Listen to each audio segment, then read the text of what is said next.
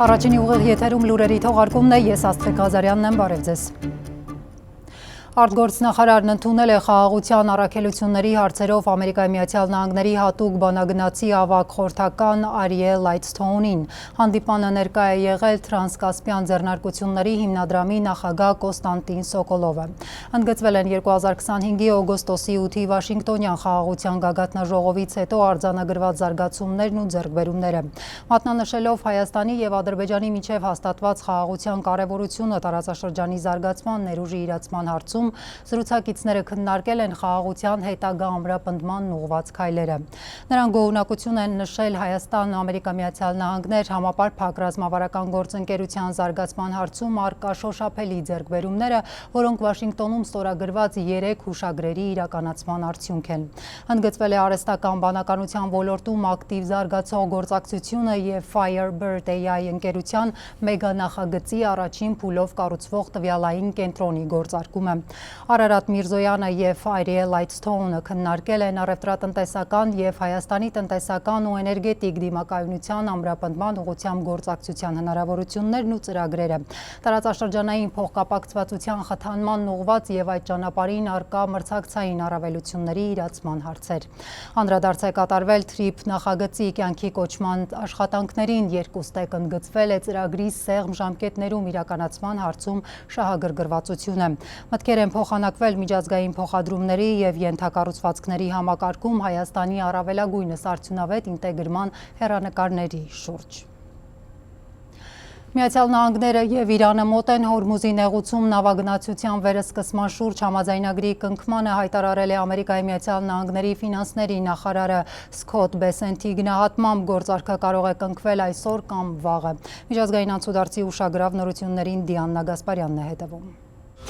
Ռուսաստանի ՊՆ-ն հայտնել է գիշերը ուկրաինական 475 անօդաչու թռչող սարք խոցելու մասին, ըստ գերատեսչության թիրախում են եղել Ռոստովի, Ռիազանի, Մոսկվայի և այլ մարզեր, Ղրիմը, Թաթարստանը, Կրասնոդարի երկրամասը, Ազովի և Սև ծովերի տարածքները։ Ուկրաինական ուժերը նոր հարված են հասցրել Տուլայի մարզում Wildberries-ի պահեստի, աշխատակիցները տարհանվել են, տուժածների մասին տեղեկություններ չեն հաղորդվում։ Ուֆայում նավթավերամշակման գործարան է հրդեհվել։ Ռուսաստանն էլ հրթիռներով և անօդաչու թռչող սարքերով հարվածներ է հասցրել Կիևի մարզին, այդ թվում մայրաքաղաքին։ Վնասվել են բնակելի կառույցներ, պահեստներ, արդյունաբերական օբյեկտներ։ Վոլոդիմիր Զելենսկին տեղեկացրել է, որ վիրավորվել է 44 մարդ, զոհերի թիվը հասել է 17-ի։ Ուկրաինայի նախագահի խոսքով թիրախավորվել են քաղաքացիական ձեռնարկությունների պահեստներ, երկաթուղային օբյեկտներ։ Զելենսկին նաև անդրադարձել է հակամարտության կարգավորման դիվանագիտական ջանքերին։ Նրա խոսքով Կիևն ամենօրյա կապի մեջ է Սպիտակ տան ներկայացուցիչների հետ։ Ակնկալում ենք, որ Վիտքոֆը և Քուշներն ակտիվ կլինեն, աշխատանքները շարունակվում են նաև այլ գործընկերների հետ, մասնավորապես Պարսից ծոցի երկրներում, որոնք կարող են աջակցել մեր դիվանագիտական ջանքերին և անվտանգային կարիքներին, ասել է նախագահը, հավելելով, որ այս պահին այլ մանրամասներ հայտնել չի կարող։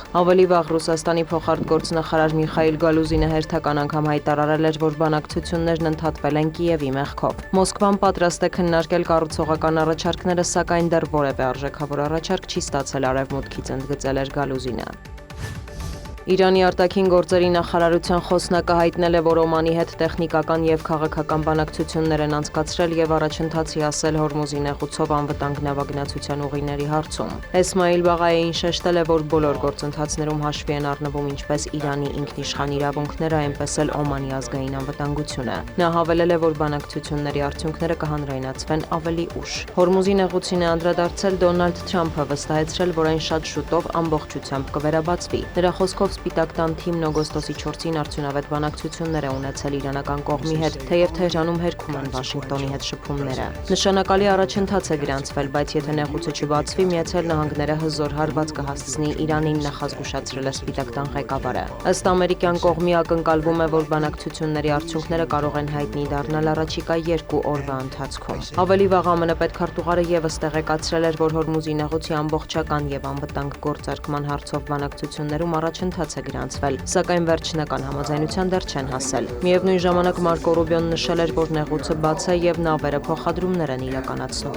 Դոնալդ Թրամփը նաև հեռախոսազրույց է ունեցել Կատարի էմիր Շեյխ Թամիմ բին Համադ Ալ Թանիի հետ, քննարկել Իրան-ԱՄՆ դեէսկալացիային ուղղված դիվանագիտական ջանքերը։ Նշվում է, որ Սպիտակ տան ղեկավարը բարձր է գնահատել այդ գործընթացում Դոհայի դերը։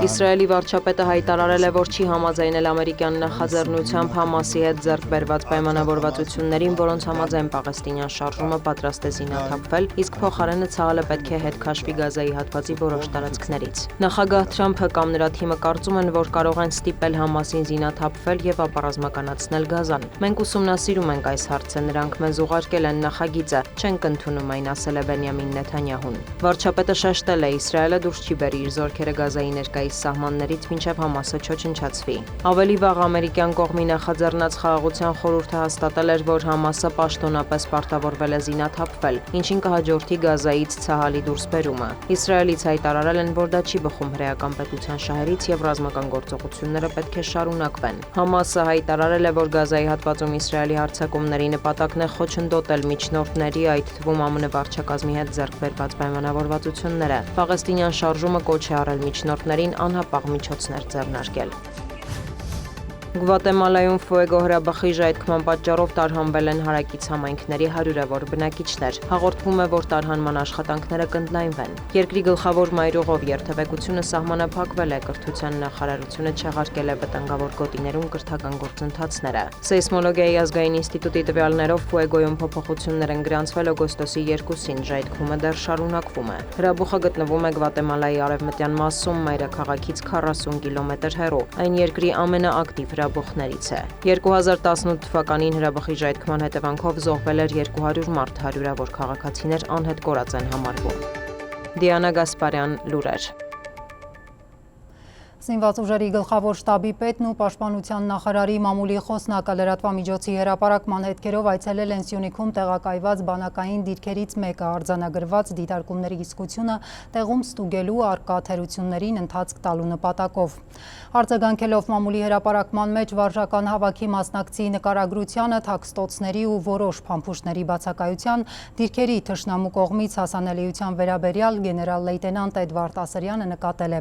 Դրանց մի մասը չէին համապատասխանում իրականությանը, մասնավորապես թաքստոցներ եւ զենքի փամփուշտներ առկա են։ Միևնույն ժամանակ պաշտպանության նախարարությունը հիշեցնում է, որ բանակային դիրքերում առկա զենքերի, քանակի, դրանց տեսակների, զինամթերքի վերաբերյալ տեղեկությունները գաղտնի են եւ դրանց վերաբերյալ տեղեկությունների հրապարակումը կարող է առաջացնել պատասխանատվություն։ Պետք է հաշվի առնել, որ այս դիրքը գտնվում է 2000 մետրի եւ ավելի բարձրության վրա։ Այստեղ նաեւ այս տարի եղել է շատ լուրջ սառը ձմեռ, որը կարելի ասած մեր 2.5 ամիս առաջ է, որ ձմեռը հետ է քաշվել եւ ինժեներական կահավորման աշխատանքները միանշանակ պլանավորված են ու իրականացվելու են։ Կան թերություններ, որոնք այո իրականությանը համապատասխանում են։ Զինամթերքի մասով, որ գրված է, ներկայացել են 7.62 մմ ինքնաձիգերով եւ այստեղ միայն 5.45 մմ է, դա իրականության չի համապատասխանում, որովհետեւ փամփուշտի պաշարները ես անձամբ ուսումնասիրել եմ եւ կա 5.45 մմ-անոց եւ 7.62 մմ-անոց, իսկ ինչ վերաբերում է նռնականետի RPG-7-ի, ZN-7-ի նռնակներին եւ նաեւ խոշոր տրամաչափի գնդացիրների փամփուշտներին, այո, ծառայության ընթացքում կարող է լինել, որ մարտական դիրքում այդ խոշոր տրամաչափի զենքերը չլինեն, բայց մենք փամփուշտի պաշարները մշտապես պահպանում ենք, որովհետեւ հերթափոխից հերթափոխ անձնակազմի նշանակման ժամանակ նաեւ լինում են, որ դիրքը ուժեղացվում է խոշոր տրամաչափի գնդացիրով,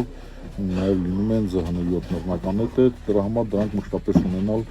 պետք է։ Ինչ վերաբերում է, որ գտնվում է Ադրբեջանի զինված ուժերի դիրքի անմիջական կարակային խոցման տակ, ցանկացած շփման գծում երկու իրար դեմ դիմաց տեղակայված դիրքերը ըստ զինատեսակների հասանելիության եւ իրենց դիրքը եւ մեր դիրքը միանշանակ գտնվում են կարակային հասանելիության պայմաններում, բայց այդպիսի վիճակ չէ, ինչպես ներկայացված է նյութի մեջ, որ մեր դիրքը գտնվում է Ադրբեջանի զինված ուժերի դիրքի անմիջական կարակային խոցման ներգործության տակ։ Դա այդպիսին չէ ու նաև իրենց դեմ դիմաց տեղակայված դիրքը հսկողություն չունի, նաև գերիշխվածություն չունի մեր դիրքի նկատմամբ։ Պաշտպանության նախարարի առաջին տեղակալ զինված ուժերի գլխավոր շտաբի պետ Էդվարդ Ասրյանն այցելել է նաև բանակային զորամիավորում հանդիպել ժամկետային զինծառայող դիրքերի ավագների, սերժանտների հետ։ Հանդիպման ընթացքում քննարկվել են զինված ուժերում կարգապահության բարձրացմանը, կանոնադրային հարաբերությունների պահպանմանը, բանակ թափանցող հարատավոր բարքերի վերացման ուղղությամբ աշխատանքներին առնչվող հարցեր։ Հայաստանի Հանրապետության տիրապետմանը կվերադարձվի Դիլիջան ազգային պարկի տարածքում գտնվող 1,75 հեկտար մակերեսով հողատարածք, դատախազության հայցը բավարարվել է։ Տավուշի մարզի դատախազությունը հայցադիմում էր ներկայացրել հակակոռուպցիոն դատարան ընդդեմ ֆիզիկական 2 անձի Դիլիջան ազգային պարկի տարածքում գտնվող կես և 1,25 հեկտար մակերեսով 119 միլիոն 600 հազար դրամ շուկայականին մոտարկված կադաստրային արժեքով հողամասերի կառուցապատման իրավունքը հարկադիր դադարեցնել պահանջներով։ Հակակոռուպցիոն դատարանը հայցերը բավարարել է, վճիռներն օրինական ուժի մեջ մտնելուց հետո հողամասերի կառուցապատման իրավունքը կդադարեցվի։ Արագածոտնի նախկին մարզպետ ՀԿ-ական Սարգիս Սահակյանից կբռնագանձվի նրա արաբկիրի տան 45%-ը, աշտարակի տունը և ավելի քան 184 միլիոն դրամ։ Հակակոռուպցիոն դատարանը մասնակի բավարարել է գլխավոր դատախազության հայցը, որ նախկին մարզպետը ապօրինի ծագման գույք ունի, իրավապահները եզրահանգել էին նրա բանկային, հարկային, ապահովագրական և այլ տվյալների ուսումնասիրությամբ։ Արագածոտնի նախկին մարզպետ ՀԿ-ական Սարգիս Սահակյանից գույքեր և դրամական միջոց կբռնագանձվի։ Հակակոռուպցիոն դատարանը մասնակի բավարարել է գլխավոր դատախազության հայցն ընդդեմ Սահակյանի և նրան փոխկապակցված անձանց։ Սարգիս Արտաշեսի Սահակյանին պատկանող գույքերի վերաբերյալ ուսումնասիրությունը գլխավոր դատախազության ապօրինի ծագում ունեցող գույքի բռնագանձման գործերի վարչությունում սկսվել էր 2021 թվականի փետրվարի 25-ին։ Սարգիս Սահակյանի նկատմամբ հարուցվել էր հանրային քրեական հետապնդում այնպիսի արարքների կատարման համար, որոնք որ նախատեսված են ապօրինի ծագում ունեցող գույքի բռնագանձման մասին օրենքով, մասնավորապես իշխանական լիազորությունների չարաշահման մեջ էր մեղադրվում Սարգիս Արտաշեսի Սահակյանը, որը նաև հիմք է հանդիսացել ուսումնասիրություն սկսելու համար։ Ուսումնասիրության ընթացքում հարցումներ են կատարվել պետական և տեղական ինքնակառավարման մարմիններ, ինչպես նաև ստացել են բանկային, հարկային, ապահովագրական, վարկային և ծառայողական գաղտնիք կազմող տեղեկություններ Սարգիս Սահակյանի և նրան փոխկապակցված անձանց վերաբերյալ։ Այդ վերլուծության հիման վրա իրավասու մարմինը հանգել է եզրահանգման, որ Սարգիս Արտաշեսի Սահակյանին ենթադրաբար պատկանում է ապօրինի ծագում ունեցող գույք, որի արժեքը գերազանցում է ապօրինի ծագում ունեցող գույքի բռնագանձման մասին օրենքով նախատեսված նվազագույն շեմը, այն է 50 միլիոն ՀՀ դրամը, և ըստ էության 2024 թվականի փետրվարի 23-ին գլխավոր դատախազության կողմից հակակոռուպցիոն դատարան ներկայացվել է արդեն համապատասխան հայցադիմում Սարգիս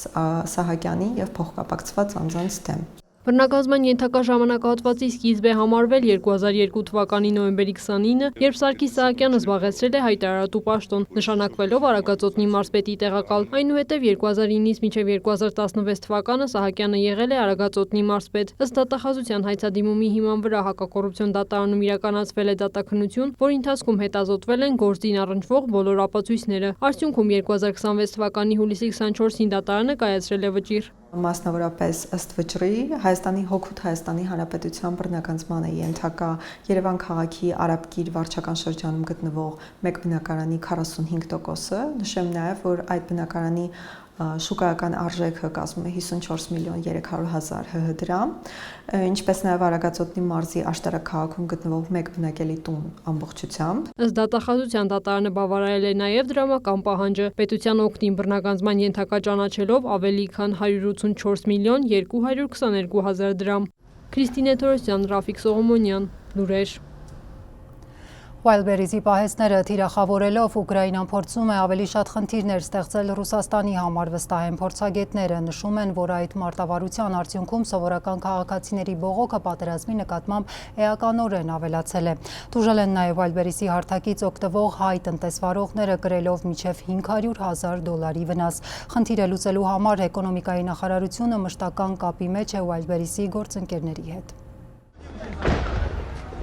Ինչքան շատանում են ուկրաինական անօթաչուների հարվածներից տուժած Վայլդբերիզի պահեստներն, այնքան մեծանում են հայ տնտեսվարողների կորուստները, ովքեր վաճառքով են զբաղվում օնլայն առևտրի այդ հարթակում։ Էլեկտրոստալի Վայլդբերիզի ամենամեծ պահեստի պայթյունից հետո հարվածներ են կրել արդեն Վորոնեժի, Վոլգոգրադի, Ռիազանի, Սամարայի, Լենինգրադի եւ բազմաթիվ այլ քաղաքների պահեստները։ Քրիստինե Բոյախչյանի ֆինանսական կորուստը, եթե նախորդ շաբաթվա սկզբին $100,000 էր, ապա այժմ հասել է 200,000-ի։ Վայլդբերիզում վաճառում է տարբեր տնտեսական իրեր, տեխնիկա։ Վախը կա, ամեն օր արթնանում ենք ու տեսնում ենք հնարավոր է մյուս պահեստների վրա էլ ինչ-որ հարձակումներ եղել կամ ինչ-որ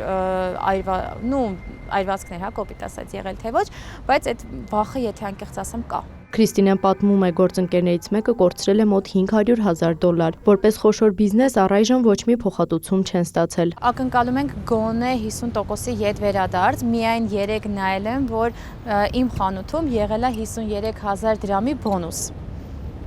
Այդքան կորուստների դիմաց եղել է միայն 53,000 դրամի բոնուս ու բոնուսը ակտիվ է լինելու մինչև ամսի 6-ը։ Բոնուսի միջոցով վաճառողները կարողանում են այդ գումարի չափով գովազդ միացնել հարթակում։ Տատյանա Բակալչուկը ասել էր, որ մեծ վաճառողներին, ովքեր որ մեծ բիզնես ունեն, իրենց փոխհատուցումները այլ է լինելու ու մինչև հիմա իրենք քննարկում են, թե ինչ տարբերակներով է լինելու։ Անտոկոս վարկ է նաև առաջարկվում, Քրիստինեն ասում է, իմաստ չի տեսնում։ Մեծ վաճառողների համար 50-60 օր ապրանքները անվճար պահեստում պահելը կամ լոգիստիկայի ցածր տոկոսը եւս ձեռնտու չէ։ Ավելի լավ կլինի, եթե օրինակ իրենք գոնե, եթե ոչ ամբողջական 50%-ի չափով մեզ ետ վերադարձնել մեր գումարը, որ մենք նորից էլի կարողանանք բիզնեսի մեջ դնել, նոր ապրանք պատվիրենք ու գոնե սկսենք աշխատել FOB-ից տարբերակով, այսինքն մեր իսկ պահեստներից վաճառենք։ Մանրու միջին վաճառողներին ընկերությունը մի քանի փուլով փոխհատուցում տվել է, սակայն չնչին։ Ես ունեցել եմ աշխատողներ, ուսանողուհիներ, ում գումարը փոխանցել 11,000 դրամ, 34,000 դրամ, մոտավորապես 2-3 օր առաջ երկրորդ փոխանցումն է եղել, փոխանցել են արդեն մի փոքր ավելի շատ, 60,000 դրամ, 70,000 դրամ։ Պահեստներից չվնասված ապրանքները ետ ստանալը դեռևս անհնար է մնում։ Օրեր առաջ էկոնոմիկայի փոխնախարարներն էին հանդիպել առևտրային հարթակի ներկայացուցիչներին, նախարարությունից լուրերին փոխանցեցին։ Նախարարությունը մշտական կապի մեջ է տնտեսվարողների եւ Վայլդբերիսի գործընկերների հետ անցած շաբաթ կայացել էր հանդիպում փոխնախարարների գլխավորությամբ։ Քննարկվել են առկա իրավիճակն ու հնարավոր լուծումները։ Գործակցությունը կրում է շարունակական բնույթ խնդիրների կարգավորման նպատակով։ Քաղաքագետի դիտարկմամբ Վայլդբերիզի պահեստները թիրախավորելով Ուկրաինան փորձում է ավելի շատ խնդիրներ ստեղծել Ռուսաստանի իշխանությունների համար։ Այս առումով այո, այդ մարտավարությունը արդարացված է։ Տեսնում ենք, որ Ռուսաստանի ներսում արդեն սովորական քաղաքացիներն սկսել են զգալ, սկսել են այդ պատերազմի շունչը հենց իրենց մաշկի վրա զգալ, ինչը էականորեն ավելացնում է բողոքները պատերազմի նկատմամբ։ Այս դեպքերն արդեն իսկ մեծ հուզումներ են առաջացրել Ռուսաստանում, նկատում է քաղաքագետը։ Ուկրաինացիները բավական երկար ժամանակ հարվածում էին նավթավերամշակման գործարաններին, դա որոշակի անհանգստություն ստեղծում էր ռուսների մոտ, սովորական ռուսների մոտ նկատի չունեմ Կրեմլին, բայց այդպես լուրջ ժողովրդի ցասում չէր առաջացնում։ Եվ նրանք փոխեցին փաստացի մարտավարությունը, սկսեցին հարվածել այնպիսի մի կազմակերպության, որը էական նշանակություն ունի սովորական մարդկանց համար։ Ռոբերտ Ղևոնդյանը չի բացառում, որ գուցե առաջիկայում թիրախավորվեն քաղաքացիների համար կարևոր նշանակություն ունեցող այլ օբյեկտներ ևս։ Էմմա Վարդանյան, Սերան Անտոնյան, Աշոտ Խաչատրյան, լուրեր։ Այժմի համար նախատեսել էինք այսքանը։